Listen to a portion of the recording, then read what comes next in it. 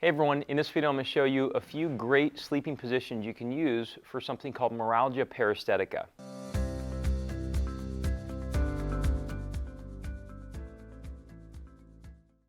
Now for those of you watching this video who want to learn a little bit more about exercise and stretches and even soft tissue work to do, I'm going to show you in other videos that we have. You can find them in the link description below too. But Meralgia Paresthetica is right into here, down into the side of the thigh, for those of you who aren't familiar with actually what the condition is. It's a compression of a cutaneous nerve, a nerve that runs underneath the skin, right around this area, sometimes increased with compression. A lot of police officers, because their belt will have this condition. Also people who wear tighter clothes into this area right here, and the belt or the pants compress it too. So the symptoms down the side of the leg oftentimes are aching, burning, stabbing. It usually doesn't go past the knee. If it goes past the knee, a lot of times it can be something else, like an L5 radiculopathy, which is nerve root compression. However, I know that a lot of you are here to learn the sleeping position, so we're going to get right into that. If you ever have more questions about the condition itself, go to our YouTube channel, subscribe, and find the other videos we have on Meralgia Paresthetica. Before we get to those positions, go to the comment section below and tell me which sleeping position you like to sleep in so I can know better about how to make videos on this topic later. Also, if you feel like you've learned something from this video, please give it a like. It helps give me better information about how to make content that you want to see. The sleeping positions are obviously different for every person because I personally sleep on my back. I don't like to sleep on my belly anymore, but I'm going to show you variations of sleeping positions so you can actually find whatever works best for you. Now the sleeping position on your belly is probably the easiest one to modify, and all you have to do is just a single pillow. The idea behind this is going to be to decrease the amount of tension and compression on the front side of the hip here, which is where it exits out of the fascia and runs underneath the skin into the front part of the thigh. So if you are a belly sleeper, you can simply lay a pillow underneath the crease of your hips and just lay just like so. I'm going to prop up because I know my microphone's going to get muffled down here. But as you kind of see, this area right here, the crease or belt line of the hip is where the apex of the pillow is. If you go right here, it actually stretches the front of the thighs, which increases tension on that nerve, and it may actually wake you up, or you'll have things like those sensations come about during your sleep. Now, if you put it down here, notice that it decreases the amount of stretch on the front of the thigh, which is ideally what we want. If you are looking to lay on your side, the easiest thing to do is to decrease the amount of twisting this way with the hip. And so in this scenario, the front, this is my symptomatic hip or thigh. And as we start to move the knee across the body, this actually produces more stretch here. It's a stretch in a different mannerism than prior, because that was stretch in this position. But if you actually keep it flexed here, as we did before with laying face down, but decrease the amount of rotation across the body, it should help out. So a lot of you have probably seen this before, but you've seen it for other types of conditions, and it's just sleeping with a pillow between your knees. Now here's the thing that varies from person to person. I want you to make sure you try this a little bit if you're not having success. Is notice I have the pillow right over under my feet too. What this does is, right now we're minimizing movement across the body with the knee and the foot, okay? But that's not to say that some people won't actually fare better with the foot moving across the body and not the knee. And what this does is allows a different rotational component at the hip and slackens some of the tissues into the hip or the fascia of the hip here, which may actually work better for you because everybody's a little different. On that same note too, before we get into the back sleeping variation, just know that if these don't work for you, that doesn't mean it's the end of the road. These are just some things that work for some people. I'd love to say every person with Meralgia Paresthetica has the same variables. They're all different, okay? There's commonalities, but everybody's a little different. So treatment, things that work for them, exercises, stretches, and soft tissues, and various other types of treatments, all are a little different too. So don't get frustrated if you're not really having success, okay? This is going to be the easiest position while you're laying on your back, and obviously I'd be laying on my back here, okay? So I like to make sure that I use my heels to really push the pillow up to my butt crease while I'm setting up for it. And then I like to let it just relax here. Now, here's the kick. You can modify this one slightly too based upon your side of symptoms. If you're having bilateral or double-sided sensation, this is probably the best option for you. But actually, if you want to make it a little bit more specific to single-sided symptoms, which a lot of people have more Meralgia Paresthetica on just one single side versus both, then you actually, all you do is actually, you can go like this on one leg, or you get a bigger pillow than this one is and put it right here. Now, this pillow is too low for me here because I can feel a stretch on the front part of the thigh here.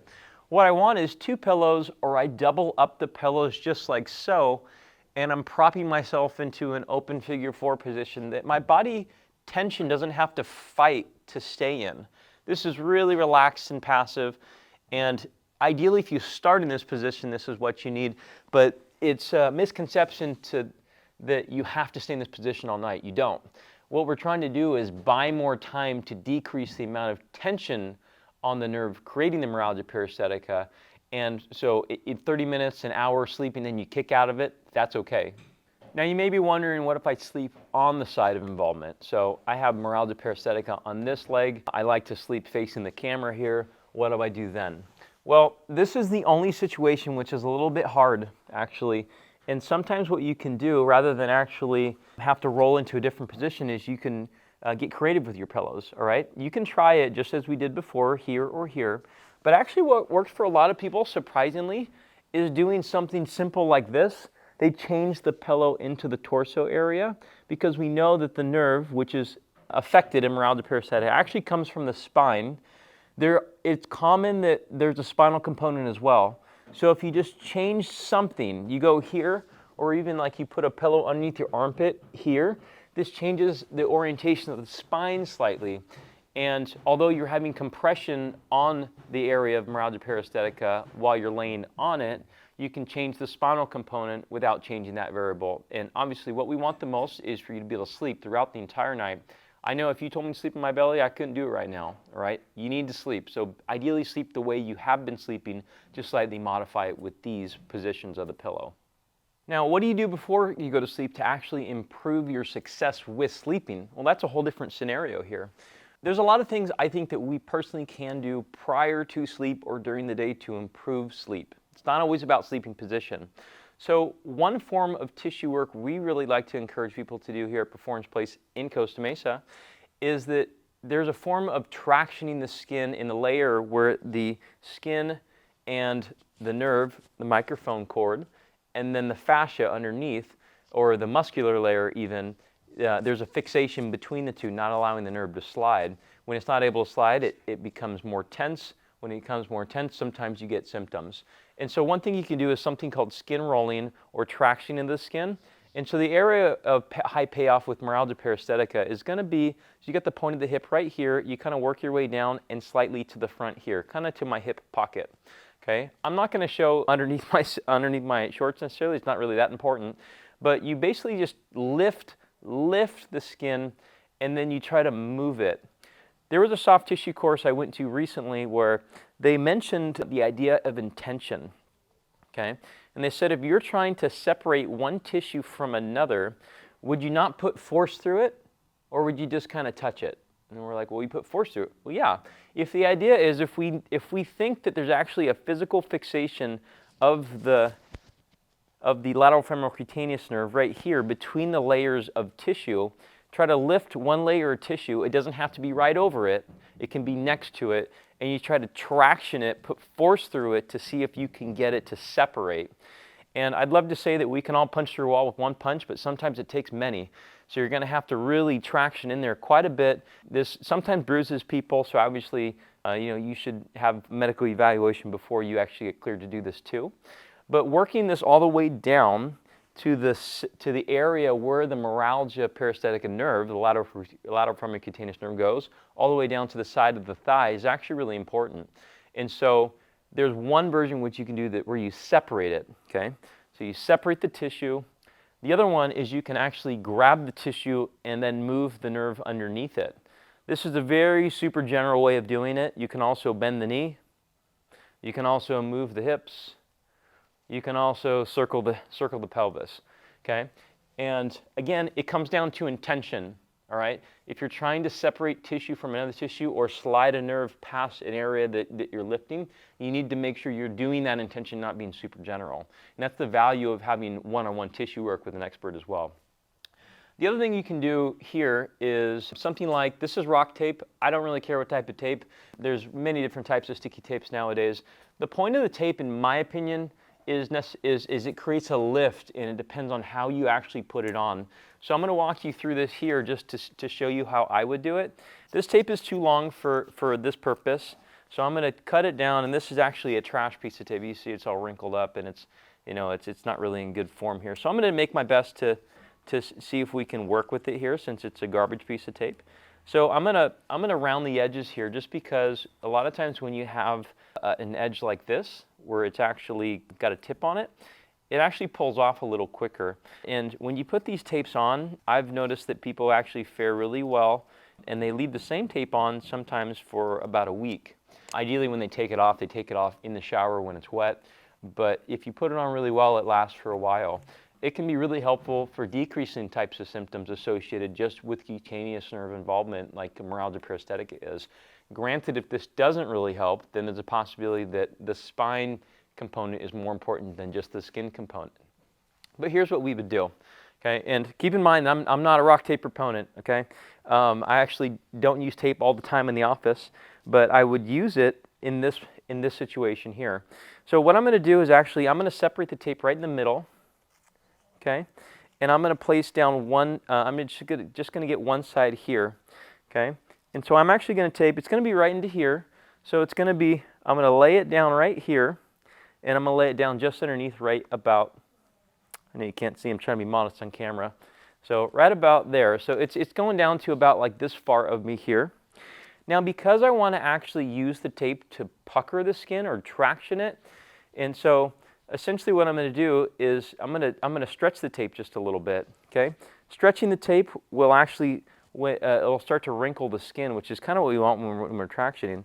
So I'm going to lift this part up here, okay? I'm going to get this, and I'm going to stretch it just a little bit. Sorry, two hands, just a little bit. And now I can feel the tape stretching my tissue right there. Now there's a few ways where you can actually do this, okay? You can actually, if your hip is straight like mine was, you can stretch the tape in a position like so. Now, if your hip was extended, say it was extended just like so when you're applying the tape, you don't need to stretch it, because the extension of the hip pre-stretches with the tape you do, and you just lay it like straight on like so. So something like this type of sticky tape can be helpful. They can be found at any sporting goods stores nowadays, but this is not an end-all be-all. And if you find like you're using tape all the time, this is, I mean, you got bigger problems. You don't want to have, if you have tan lines from tape, then I think you got to actually get to the root of this problem here. So if you guys are looking for help, we're in Costa Mesa, California. We have virtuals and in-person services, and we coach a lot of people virtually through these types of conditions as well. We find that exercises, stretches, daily habit changes, even things like changing sleep position can be super helpful, and they be coached on video if need be. If you're looking for all of our free resources, we have a podcast called Restoring Human Movement on iTunes and Spotify. And we also have endless videos on YouTube that cover various conditions of the hip, groin, lower abdominal area, low back pain, disc degeneration, you name it. We got a bunch of them. So subscribe to the channel. We'll see you guys next time.